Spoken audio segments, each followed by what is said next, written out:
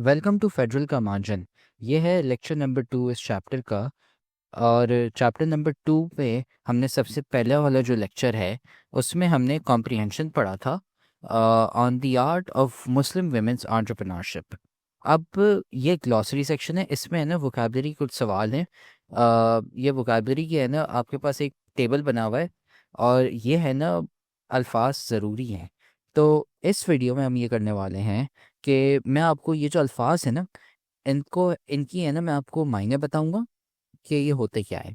तो वीडियो शुरू होने से पहले आप चैनल को सब्सक्राइब कर लें। और अब हम है ना शुरू करते हैं। तो सबसे पहला अल्फाज है एंटरप्रेन्योरशिप। यार, the activity of setting up and running a business typically with a creative और इनोवेटिव आइडिया। इसका मतलब ये एंटरप्रेन्योरशिप का ये है कि बेसिकली बिजनेस चलाना। ये लंबी की गई है, इसका मतलब सिंपल ये है, बिजनेस चलाना। बस एंटरप्रेन्योरशिप का मतलब क्या है? बिजनेस चलाना। फिर है business women, a woman who is actively engaged in managing and operating her own business. Business women का मतलब यह है कि ऐसी औरत, वुमेन, वुमेन का आपको मतलब पता होगा औरत, और बिजनेस मतलब बिजनेस तो पता होगा, कारोबार यार। तो जो औरत बिजनेस चलाती है अपना, उसे कहते हैं बिजनेस वुमेन। बस ये है, और कुछ नहीं। फिर caravan, a group of travellers specially merchants और pilgrims journeying together for safety and mutual support. अच्छा, ये गलत डेफिनेशन यहाँ पे लिखी हुई है।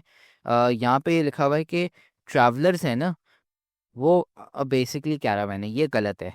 कैरावैन का हमने पहली लेक्चर में भी देखा था, कैरावैन होते क्या। कैरावैन यार एक ऐसी गाड़ी होती है जो आप यूज़ करते हैं ट्रैवल के लिए। कैरावैन जो है ना वो ऐसे दिखती हैं जब लोग घूमने जाते हैं ना, तो कैरावैन ऐसे दिखती हैं। और पुराने ज़माने जो होते थे ना, कैरावैन इन एंशियंट टाइम्स, तो पुराने ज़मानों में कैरावैन्स ऐसे यूँ दिखती थी। तो ये आप देख सकते हैं। तो यार ये कैरावन्स होती हैं। और कैरावन्स क्या होती हैं? ऐसी गाड़ियाँ होती हैं जिनमें आप बैठ के है ना, आप है ना एक जगह से दूसरी जगह घूमने जा सके। तो कैरावन यूज़ कौन करते हैं? वो गाड़ियाँ कौन यूज़ करते हैं? ट्रैवलर्स यूज़ करते हैं। यहाँ पे ना उल्टा लिखा गया है। तो यहाँ पे ये लिखा हुआ है ग्रुप ऑफ ट्रैवलर्स, मतलब ऐसे लोग जो उन गाड़ियों में बैठते हों।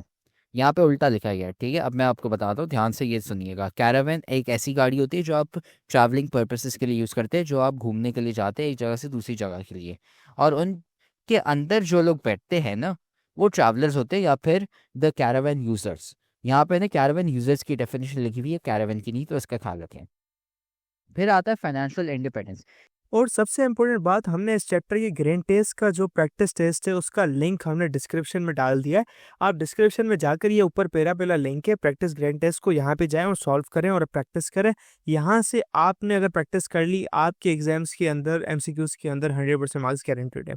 उसके अलावा अगर आपको हमारे फ्री नोट्स चाहिए, lecture, guest papers, model papers चाहिए, तो इस पहली वाली लिंक पे क्लिक करके आप हमारे चैनल को ज्वाइन हो जाए, और दूसरी वाली लिंक को क्लिक करके आप हमारा व्हाट्सएप ग्रुप है इम्पोर्टेंट प्रीमियम, उसको ज्वाइन हो जाएं, ठीक है। अगर आपको ट्यूशंस वगैरह के अंदर एनरोल होना है, कोई डाउट है, तो ये हमारा व्हाट्सएप नंबर, इस पर क्लिक करेंगे आप डायरेक्ट व्हाट्सएप पे चले जाएंगे, और तमाम बुक्स के पीडीएफ इस वाले यहाँ पर आखिरी वाले आपके पास गिवन है। आप यहाँ से कोई भी बुक उठा सकते हैं, आपकी जो मर्जी चाहे, सारी की सारी क्लासेस का। इसके साथ साथ आपसे रिक्वेस्ट है, आप चैनल को सब्सक्राइब और वीडियो को लाइक भी करते हैं। लोगों ने आपके लिए एक पेज निकाल दी है हमारी, जिसके अंदर आपको इंग्लिश की पूरी तैयारी करवाई जाएगी और इंग्लिश की लाइव ऑनलाइन क्लासेस जूम पर दी जाएंगी। आपको पूरी बुक कवर करवाई जाएगी और आपको एग्जाम के हिसाब से भी प्रिपेयर किया जाएगा। चैप्टर टेस्ट होंगे, आपकी वीकली टेस्ट लिया जाएगा, और सबसे इंपॉर्टेंट चीज़, आपके एग्जाम राइटिंग मेथड सेशंस दिए जाएंगे कि भाई एग्जामिनर को क्या चीज़ चाहिए, एग्जाम के पेपर के अंदर लिखते ही कैसे हैं।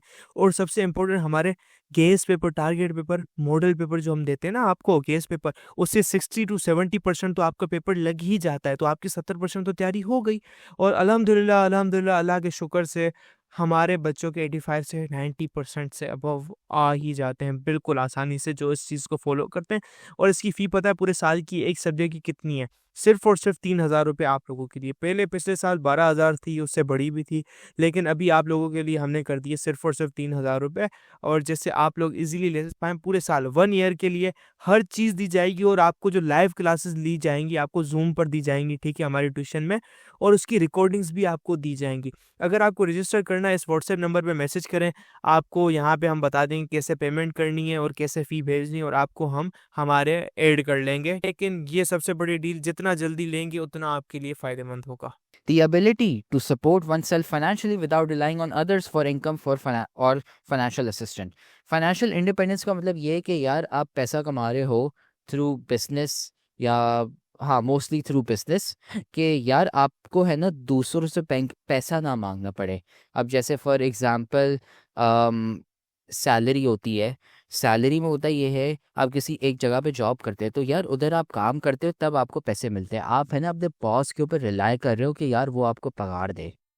और म्यूचुअल सपोर्ट जो है sorry mutual support financial assistant जो है, फाइनेंशियल असिस्टेंट्स में ये है कि यार आप किसी से है ना ज़कात मांग लेते हो या फिर आप किसी से है ना चैरिटी मांगते हो, डोनेशंस लेते हो, तो यार आप इसमें है ना दूसरों से पैसा ले रहे हो, ठीक है, चाहे एज अ सैलरी या फिर चाहे एज अ चैरिटी या डोनेशन।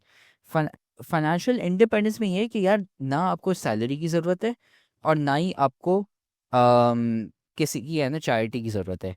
क्यों? क्योंकि आपका बिजनेस है, बिजनेस में क्या हो रहा है भाई, आप चीज़ें बेच रहे हो तो या फिर आप है ना सर्विस प्रोवाइड कर रहे हो, तो उसकी वजह से ना आपके बिजनेस की वजह से बिजनेस पैसा कमा रहा है, तो उसकी वजह से ना आपको है ना किसी और से पैसे मांगने की ज़रूरत नहीं। क्यों? क्योंकि आपका बिजनेस पैसा कमा रहा है, आप चीज़ें बेच रहे हो, खरीद रहे हो, बेच रहे हो या सर्विस कोई भी कुछ भी, पर पॉइंट बीइंग आप चीज़ें बेच रहे हो तो उसकी वजह से पैसा आ रहा है। तो इसकी वजह से है ना, इसको हम कहते हैं फाइनेंशियल इंडिपेंडेंस, कि यार मेरे पास पैसे आ रहे हों बिजनेस की वजह से, कि यार मुझे किसी और से ना पैसे ना मांगने पड़े एज फॉर्म्स ऑफ चैरिटी या फिर एज इनकम या सैलरी एट अ जॉब। ये होता है financial independence. acumen, the ability to make good judgments and quick decisions, typically in a specific area such as business. अब acumen का मतलब ये है कि आप होशियार हो, कि आप यार अच्छे डिसीजंस ले सको, आप अच्छे हैं ना अच्छे रास्ते ले सको और है ना आप अक्लमंद हो। बेसिकली ये है कि acumen का मतलब ये है कि यार ये good judgements and quick decisions, basically मतलब अच्छे हैं ना समझदार और अक्लमंद वाले डिसीजंस जो होते हैं वो आप ले सको। फिर एम्बिशंस, स्ट्रॉन्ग डिज़ायर्स और aspirations to achieve specific goals और ऑब्जेक्टिव्स। एम्बिशन का मतलब ये है कि यार मेरा जो पैशन हो, मेरा सपना हो, कि यार मेरा सपना है कि मैं एक टीचर बनूं या मैं एक डॉक्टर बनूं। एम्बिशंस का मतलब ये है और कुछ नहीं यार, कि आपका डिज़ायर क्या है, कि यार आपकी चाहत क्या है, कि यार आप क्या बनना चाहते हो या फिर आपको क्या चाहिए, आपका सपना क्या है, ड्रीम क्या है आपका, ये है। Empowerment, the process of giving individuals or groups the authority and means to make decisions and take control of their own lives. यार empowerment का मतलब है कि यार लोगों को है ना पावर देना, बस और कुछ नहीं है, इतना कोई मतलब है ना कॉम्प्लिकेटेड करने की ज़रूरत नहीं है। लेकिन एम्पावरमेंट का मतलब ये है कि यार आप है ना लोगों को या फिर किसी ग्रुप को के है ना उनको आप पावर देते हो, जिससे वो आइदर अथॉरिटी ले, मतलब वहाँ के है ना लीडर बन जाते हैं, या और है ना फिर वो वहाँ के अंदर डिसीजंस ले सके। बट बेसिकली सिंपल ये है कि आप किसी को पावर दे रहे हो। Skincare products. Products designed and used for maintaining or improving the condition of our skin, such as creams, lotions and cleansers. ये तो बहुत आसान है। स्किन केयर प्रोडक्ट्स यार ऐसे प्रोडक्ट्स जो आप स्किन पे लगाते हो, लोशन, पाउडर, क्रीम एटसेट्रा, बहुत सारे होते हैं। South Asian heritage, cultural and historical traditions, customs and values associated with the region of South Asia, which includes countries like India, Pakistan and Bangladesh. अब साउथ एशियन हेरिटेज का मतलब ये है कि यार सबसे पहले तो हमें पता होना चाहिए साउथ एशिया क्या है, फिर मैं हेरिटेज का बताता हूँ। साउथ एशिया, यार साउथ एशिया, एशिया एक कॉन्टिनेंट है, तो साउथ एशिया है ना वो एशिया का साउथ वाला पार्ट है, मतलब नीचे वाला पार्ट। उधर है ना कुछ ममालिक हैं, कुछ कंट्रीज़ हैं, जैसे पाकिस्तान हो गया, इंडिया हो गया, बांग्लादेश हो गया, श्रीलंका हो गया, ईरान, अफ़गानिस्तान, आप थाईलैंड भी ले लें, ऐसे ही हुए ना मुल्क हैं, सिंगापुर हो गया, ऐसे ही बहुत सारे मुल्क हैं। तो साउथ एशियन हेरिटेज, हेरिटेज का मतलब ये है कि यार वहाँ के ट्रेडिशंस, कस्टम्स एंड जो वैल्यूज़ है ना वो। अब जैसे सिंध की बात करते हैं कि यार सिंध में लोग शलवार कमीज़ और अजरक पहनते हैं, पूरे पाकिस्तान में भी वैसे हाँ शलवार कमीज़ पहनते हैं, लेकिन यार जब आप सिंध में जाते हैं तो यार वो अजरक और जो टोपी होती है सिंधी वाली टोपी, वो है ना ज़्यादातर है ना, वो वहाँ की क्या है, कल्चर है, वहाँ का कल्चर ट्रेडिशन है, वहाँ पे बहुत आम है, वो वहाँ से निकला हुआ है। तो ये है ना मतलब समझे बेसिकली। अच्छा ये एक सिर्फ क्लोथिंग हो गया, कपड़े हो गए, फिर वहाँ की है ना लैंग्वेज हो गई, जो उनकी भाषा हो गई, जैसे फॉर एग्जांपल सिंधी हो गई, सिंधी होते हैं हम, हम तो सिंधी में बात करते हैं, ये एक हो गया। फिर उसके अलावा सिंधी डिशेस होती है, सिंधी खाने होते हैं, तो थादल हो गया फॉर एग्जांपल। और और भी बहुत सारे हैं, जैसे आप जाएंगे इंटीरियर साइड में तो वहाँ की कुल्फ़ियाँ बहुत अच्छी होती हैं, और बॉम्बे बेक या केक हो गया, वो भी बहुत मशहूर है। तो ऐसी बहुत सारी, और समोसा, जलेबी, मिठाई, ऐसे बहुत सारे हैं। तो ऐसी बहुत सारी चीज़ें आ जाती है। तो ये जो चीज़ें हैं ना, ये मैं बता रहा हूँ, ये हेरिटेज है, ये क्योंकि यार आपका ट्रेडिशन और कल्चर है और कस्टम्स और वैल्यूज़ है। तो यार साउथ एशियन हेरिटेज का मतलब ये है कि यार जो आपकी साउथ एशियन कंट्रीज़ हैं, जो अभी मैंने नाम बताया आपको, उन ममालिक के, उन कंट्रीज़ के बेसिकली वैल्यूज़, ट्रेडिशंस, कस्टम्स, ये सारी चीज़ें क्या है, बस ये है south Asian heritage. Wellness products. Products intended to promote physical and mental well-being often through natural or holistic means. यार वेलनेस प्रोडक्ट्स का मतलब ये है कि बेसिकली आप ऐसे है ना प्रोडक्ट्स यूज़ करो जो फिजिकल या मेंटल वेलबींग के लिए अच्छे हो। बेसिकली फिजिकल वेलबींग के लिए, लेट्स से फॉर एग्जांपल आप स्किपिंग रोप यूज़ करते हो, तो वो आपकी सेहत के लिए अच्छा होता है। मेंटल वेलबींग के लिए बहुत सारी चीज़ें होती है, जैसे फॉर एग्जांपल रोज़ वाटर हो गया, वो आप लगाओ।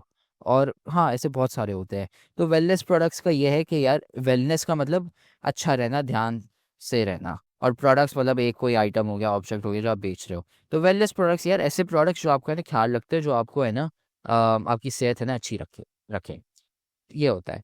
फिर आ गया community. Community is a group of people living in the same area और sharing common interest, often providing support and a sense of belonging. Community बहुत आसान है, आपको पता होगा कि यार बेसिकली एक ग्रुप ऑफ पीपल है जो एक ही जगह पे रहते हो, या फिर है ना ऐसे लोग जिनके है ना शेयर्ड कॉमन इंटरेस्ट हो। जैसे एक ग्रुप है उनको क्रिकेट बहुत पसंद हो, तो आपकी क्रिकेट की कम्युनिटी हो गई। एक है जिनको फुटबॉल पसंद हो, फुटबॉल की कम्युनिटी हो गई। फिर आपकी अम्मियाँ हो गई, हर उनको है ना लेट्स से फॉर एग्जांपल खाना पकाना पसंद है, तो आपकी है ना औरतों की कम्युनिटी हो गई, जिसमें कुकिंग की कम्युनिटी हो गई। तो ऐसे बहुत सारी कम्युनिटीज़ आती हैं, ग्रुप ऑफ पीपल है, ये है। Narratives, stories or accounts that describe events, experiences or a series of connected events. Narratives का मतलब इन शॉर्ट है कहानियाँ, बस ऐसी कहानियाँ जो असल में हुई हो। ठीक है, तो ये असली कहानी है। नैरेटिव्स का मतलब नकली वाली कहानी नहीं, या स्टोरीज या नॉन या फिक्शन नहीं, नॉन फिक्शन, जो असली कहानियां हो ना, जो हादसात हो चुके हो आपकी ज़िंदगी में, वो नैरेटिव्स होते हैं। Passion, a strong and intense enthusiasm और interest in something, often driving one's actions and choices. यार पैशन का मतलब यार मुझे किस चीज़ का शौक है। जैसे किसी का पैशन है कि यार मुझे डॉक्टर बनना है, उसका शौक है कि यार मैं डॉक्टर बनूं। एक को है कि यार मैं बिजनेस में जाऊं, बिजनेसमैन बनूं, एंटरप्रेन्योर बनूं, बिजनेस वुमेन बनूं। तो वो शौक है, पैशन है। किसी को यार खाना पकाने का शौक है, उनको शेफ बनना है। तो ये होता है पैशन, शौक किस चीज़ का है। फिर आ गया food truck, a mobile restaurant on wheels that serves and sells foods to customers at various locations. Food truck का मतलब ये है कि यार आपने देखा हो कुछ गाड़ियाँ होती है जो जिनमें है ना किचन होते हैं, फूड ट्रक्स यूजुअली ये होते हैं। ऐसी शायद आपने गाड़ियाँ देखी हो, ये होते हैं फूड ट्रक्स यार। जैसे ये है, ये आई थिंक सो पैनकेक्स का है, ये शायद आइसक्रीम का है, और भी बहुत सारे। तो ये फूड ट्रक्स होती है यार, ये बेसिकली क्या है कि ये जो गाड़ी है ना, यहाँ पे किचन होता है, इधर लोग खाना बनाते हैं और साथ में बेचते भी है। फूड ट्रक्स का मतलब यही है कि यार यहाँ पे ना वो खाना बना के बेचते हैं, ये फूड ट्रक्स होती है। Yemeni culture, the customs, traditions and way of life associated with the people of Yemen, a country in the Middle East. Yemeni culture यार, यमन मैंने आपको बताया एक मुल्क है सऊदी अरेबिया के नीचे, ठीक है। और यमन के जो लोग हैं उनके भी कुछ कल्चर होते होंगे, जैसे मैंने सिंधी लोगों का बताया, वैसे ही है ना उनके भी कल्चर्स होते होंगे। तो वो ही है ना जो उनके कल्चर है, वो यमनी कल्चर है।